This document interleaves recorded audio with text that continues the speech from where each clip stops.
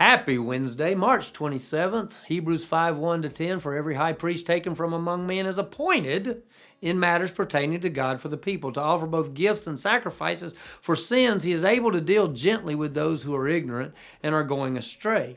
Since he is also clothed with weakness, because of this he must make an offering for his own sins as well as for the people. No one takes his honor on himself. Instead, a person is called by God, just as Aaron was.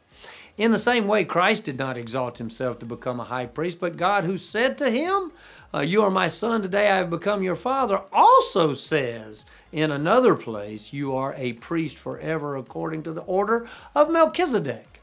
During his earthly life, he offered prayers and appeals with loud cries and tears to the one who was able to save him from death. And he was heard because of his reverence. Although he was the Son, he learned obedience from what he suffered. After he was perfected, he became the source of eternal salvation for all who obey him. And he was declared by God a high priest according to the order of Melchizedek. The high priest. You see, there's a difference between a high priest and the high priest. God established high priests throughout Israel's history. And there were many of them. As we know, some were good, some were faithful, some were not. High priests were appointed by God from humanity. They represented humanity before God, and they represented the atonement of God to humanity. And at just the right time in history, the high priest over all high priests was born and appointed by God to serve mankind. That is the highest priest, Jesus. Christ did not appoint himself high priest. God made him high priest. In the incarnation, God the Son was born to be high priest. Christ's priesthood followed the priesthood of another high priest named Melchizedek.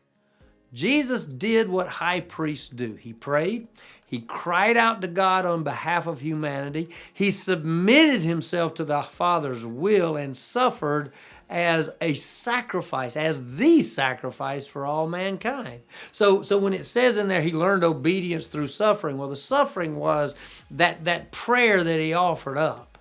Not my will, but yours. He didn't learn obedience as if he was disobedient, because we know Christ was sinless. He was not disobedient.